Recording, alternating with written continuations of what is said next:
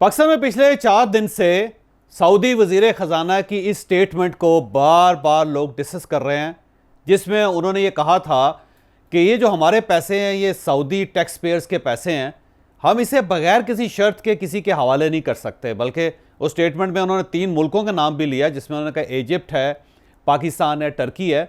हम इनकी मदद करना चाहते हैं, इसमें कोई शक नहीं है, लेकिन ये इस तरह बगैर किसी शर्त के पैसे नहीं दिए जा सकते कि आप आएँ और हम आपको पैसे दे दें और आप फिर उसके बाद उस पैसे को अपनी जो बैड इकॉनमी, बैड परफॉर्मेंस है उसमें डिज़ॉल्व करते हैं। तो उसके बाद ज़ाहिर है जब ये खबर चलनी शुरू हुई पाकिस्तान के अंदर, तो बहुत लोगों ने इसे माइंड भी किया। उन्होंने कहा जी हमारी इंसल्ट है। तो मैं जब ये बयान सुन रहा था लोगों की तरफ से, तो मुझे बड़ी हंसी आ रही थी कि आप लोग मांग भी रहे हैं, और मांग भी सिर्फ आप एक बार नहीं रहे, मुसलसल मांग रहे हैं आप किसी मुल्क से, और हर बार ये उम्मीद लगा कि आप सऊदी अरब की तरफ देखना शुरू कर देते हैं कि पाकिस्तान के अंदर अगर फाइनेंशियल क्रंच आया है तो सऊदी अरब हमें आगे बढ़ के, हमारा ब्रदर इस्लामी मुल्क जो है वो आगे बढ़ के हमारी मदद करेगा। अब सवाल ये है कि अगर ये मदद एक आध बार करनी हो तो ठीक है, जब आप हर साल बाद, 2 साल बाद फिर आप कशकोल उठाते हैं और फिर आप कोट पहन के, आप जहाज़ों में सवार हो के कुछ 40-40, 50-50 लोगों को साथ लेके फिर आप सऊदी अरब से पैसा मांगने चले जाते हैं, तो क्या सऊदी अरब को हर बार ये हमारी मदद करनी चाहिए? क्या उनका वाकई दिल इतना बड़ा होना चाहिए कि हमारी जो बैड गवर्नेंस है, हमारी मिसमैनेजमेंट है, हमने आज तक अपनी इकानमी को बेहतर बनाने का कोई ख़ास फार्मूला डेवलप नहीं किया, इसके बावजूद सऊदी अरब हमारी मदद करता रहे? क्या उनके लिए मैंडेटरी है? क्या उनका ये फ़र्ज़ बनता है?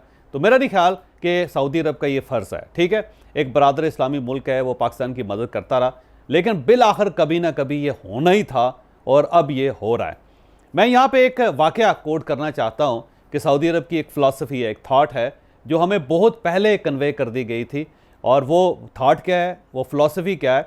हमारे एक एम्बेसडर होते थे, उनका नाम था एडमिरल शाहिद करीमुल्लाह। ये नेवी से रिटायर्ड ऑफिसर थे और जनरल परवेज़ मुशर्रफ के दौर में इन्हें सऊदी अरब का सफ़ीर बना के भिजवा दिया गया था। और उस वक्त जो आज के किंग सुलेमान हैं, ये रियाज़ के गवर्नर थे।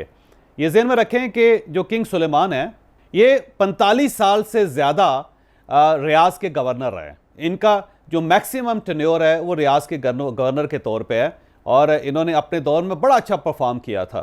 तो वो रियाज़ के गवर्नर होते थे और उस वक्त शाहिद करीमुल्लाह इनसे मुलाकात करने के लिए गए। तो हमारा जो सऊदी एम्बेसी है हमारी पाकिस्तान की सऊदी अरेबिया में, उसका पूरा एक वफ्द 5-6 लोगों का वो किंग सुलेमान के पास गया, जो उस वक्त शहजादा सुलेमान थे। तो उनके पास जाके हमने, ज़ाहिर है हर बार जब भी हम लोग जाते हैं या हमारी एम्बेसी जाती है, तो उसका मकसद सिर्फ एक ही होता है कि सऊदीज़ को खुश किया जाए और उन्हें इतना खुश किया जाए कि वो अगले साल भी हमें $1-2 बिलियन दे दें। तो जब ये वहाँ गए तो किंग सुलेमान ने इनके साथ 2 चीज़ें शेयर की। एक तो इनका ये कहना था कि हमने मोहतरमा बेनज़ीर भुट्टो के दौर में आपके कहने पे अफ़गानिस्तान के अंदर तालिबान की हुकूमत को मान के बहुत बड़ी गलती की थी। उस वक्त आपको याद होगा कि जब तालिबान का रेवोल्यूशन आया था सऊदी अरेबिया में, तो उस वक्त यहाँ पे मोहतरमा बेनज़ीर भुट्टो की गवर्नमेंट होती थी और पाकिस्तान ने बहुत एफर्ट की कि सारी जो इस्लामी कंट्रीज़ हैं, इस्लामी बरादरी है, वो तालिबान की हुकूमत को तस्लीम कर ले।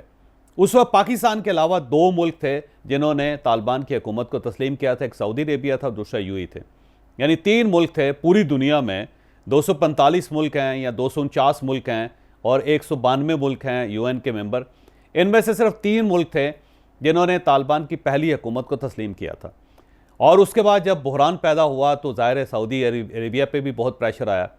तो किंग सुलेमान ने उस वक्त हमारे एम्बेसडर से कहा था कि हमारी बहुत बड़ी गलती थी, हमें पाकिस्तान के पीछे चल के, पीछे लग के इतना बड़ा फ़ैसला नहीं करना चाहिए था। एक तो उन्होंने ये शिकवा किया कि आपने हमसे ये करवा लिया और जब हमारे ऊपर प्रेशर आया तो आप फिर साइड पर हट गए और हमें वो प्रेशर बर्दाश्त करना पड़ा। दूसरा उनका ये कहना था कि हमारी जो बुज़ुर्ग क्लास है सऊदी अरेबिया की, उसका पाकिस्तान के साथ बड़ा गहरा ताल्लुक़ है। हमने पाकिस्तान बनते हुए देखा, हमने पाकिस्तान को परवान चढ़ते हुए देखा। हमारे जो पाकिस्तान के सारे हुक्मरान हैं उन सब के साथ बरादराना ताल्लुकात है, और वो पुराना आप कायद-ए-आज़म से के दौर से लेके आप जनरल परवेज़ मुशर्रफ के दौर तक या मियां नवाज शरीफ के दौर तक, जब भी पाकिस्तान के अंदर जो भी तब्दीली आई, हमने हमेशा हमदर्दी से पाकिस्तान की तरफ देखा। तो हमारा एक बरादराना ताल्लुक़ है पाकिस्तान के साथ। दूसरा, अफ़वाज पाकिस्तान को हम अपने दिल के बहुत करीब महसूस करते हैं। हम ये महसूस करते हैं कि पाकिस्तान की फ़ौज अगर तगड़ी है तो उसका हमें फ़ायदा है, बल्कि पूरी मुस्लिम उम्मा को फ़ायदा है। और हम नहीं चाहते कि पाकिस्तान के अंदर फ़ौज कभी भी डिक्लाइन करे या वो कमज़ोर हो। बल्कि उन्होंने ये जिक्र किया कि 1971 की जंग में जब पाकिस्तान को शिकस्त हुई तो सऊदी अरेबिया को बहुत ज़्यादा अफसोस हुआ था। इसलिए जब पाकिस्तान में इस्लामी सरबराही कॉन्फ्रेंस का वक्त आया तो किंग फैसल पाकिस्तान भी गए और उन्होंने पाकिस्तान को बहुत सपोर्ट किया। और जुल्फ़िकार अली भुट्टो के दौर में फिर इस्लामी सरबराही कॉन्फ्रेंस 1974 में लाहौर में हुई थी और सऊदी अरेबिया चाहता था कि पाकिस्तान जो इस वक्त डिमोरलाइज है वो पाकिस्तान अपने कदमों पर खड़ा हो। लिहाजा जो हम सब बुज़ुर्ग हैं, जो शाही ख़ानदान के बुज़ुर्ग हैं, उन सब का पाकिस्तान के साथ बड़ा गहरा ताल्लुक है। इसलिए हम पाकिस्तान में जब भी कोई इब्तला आती है, जब भी कोई मुसीबत आती है, जब भी पाकिस्तान किसी जगह फंसता है तो हम आगे बढ़ के पाकिस्तान की मदद करते हैं। उन्होंने ये भी जिक्र किया कि जब आपने एटमी धमाका किया तो ज़ाहिर आप लोगों पर पाबंदी लगी, लेकिन उस पाबंदी के बावजूद हम पाकिस्तान की मदद करते रहे।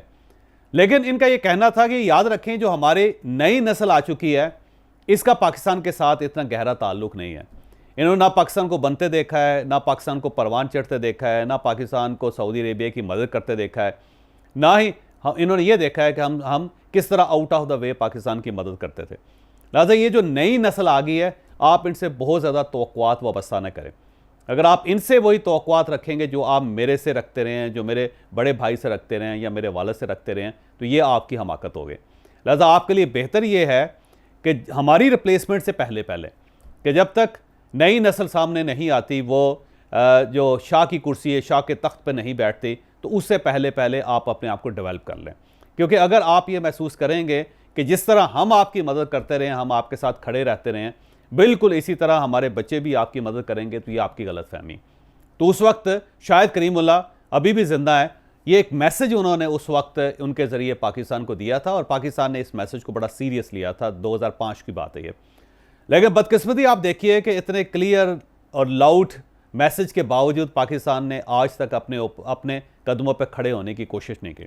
हम आज भी वहीं पे हैं जहाँ पे हम 1962 में थे, हम आज भी वहीं हैं जहाँ पे 1972 में थे, हम आज भी वहीं हैं जहाँ 1990 में थे, और हम आज भी वहीं हैं जहाँ 2001 में थे। यानी हमने एक कदम भी आगे नहीं बढ़े, एक कदम भी हमने आगे की तरफ नहीं उठाया। और हम हर बार जब भी प्रॉब्लम आता है तो सऊदी अरेबिया चले जाते हैं, या फिर हम यूएई चले जाते हैं, या फिर अब चाइना की तरफ देखना शुरू कर देते हैं। और अमेरिका तो ज़ाहिर है उसका तो फ़र्ज़ है कि वो हर वक्त पाकिस्तान की मदद करता रहे। तो इस सिनेरियो के साथ, इस सोच के साथ हम कितनी देर आगे बढ़ सकेंगे। तो ये याद रखें कि आज सऊदी अरेबिया की तरफ से इनकार हुआ है, कल यूएई की तरफ से भी होगा, क्योंकि उसकी वजह यह है इस बार तो उन्होंने अपने कर्जे की किस्त मौखर कर दी है, लेकिन अगली बार ये नहीं करेंगे। हमारे पास ज़्यादा से ज़्यादा 1 साल यूएई की तरफ से है, और उस वक्त भी अगर हमने अपने मामलात को दुरुस्त ना किया तो फिर हमें यूएई से भी इसी किस्म का इनकार मिल जाएगा। सेम इस तरह चाइना है। चाइना का इशू यह है कि वो हमारा हमसाया भी है, हमारा दोस्त भी है। वो ये समझता है कि हम उनके साथ हैं, वो हमारे साथ है, हम उनके बगैर सर्वाइव नहीं कर सकते, वो शायद हमारे बगैर सर्वाइव नहीं कर सकते, क्योंकि ज़ाहिर है हम उनकी सरहद भी हैं। तो वही चाहता है कि पाकिस्तान अपने कदमों पर खड़ा हो, ताकि पाकिस्तान मजबूत होगा तो चाइना को उसका फ़ायदा होगा।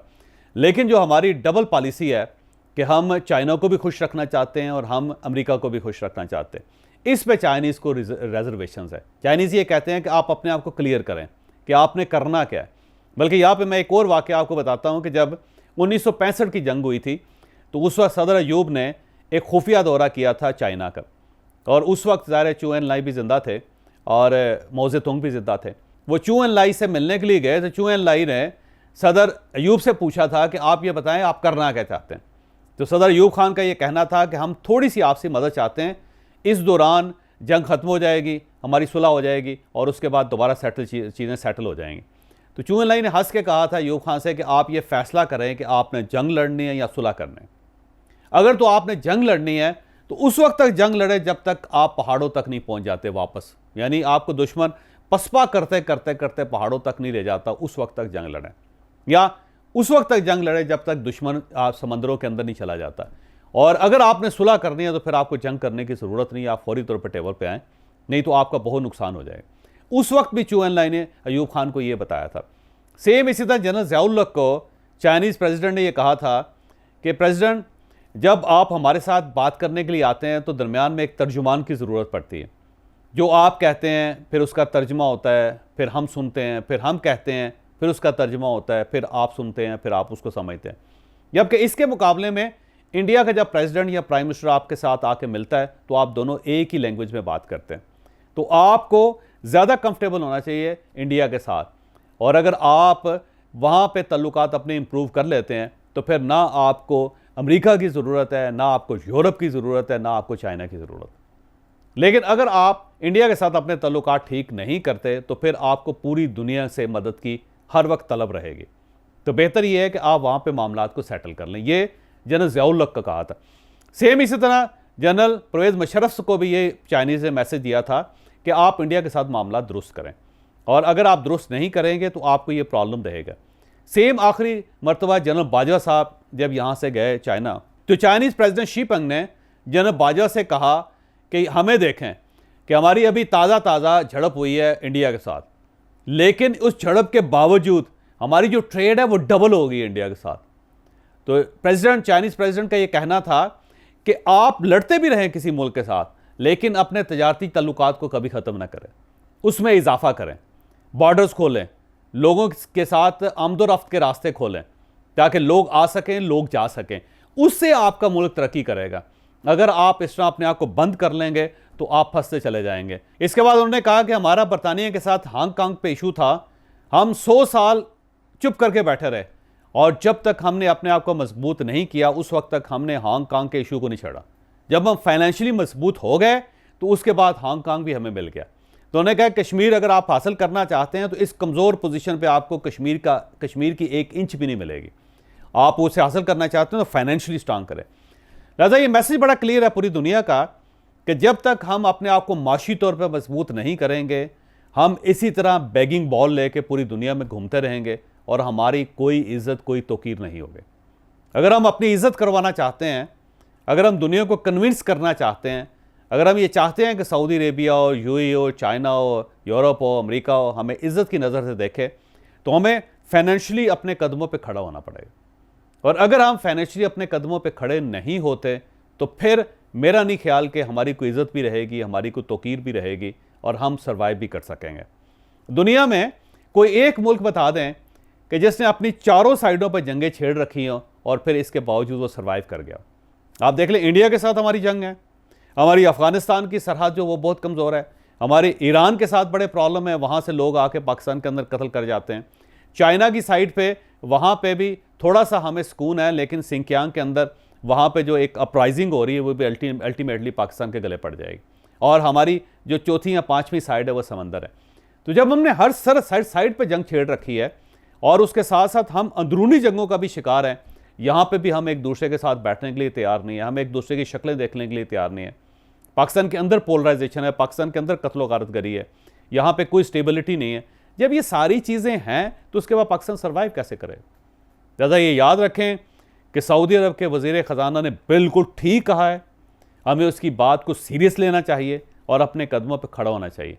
अगर हम अपने कदमों पर खड़े नहीं होते तो फिर हम ना कदम अपने बचा सकेंगे, ना हम दुनिया में अपनी इज़्ज़त बचा सकें।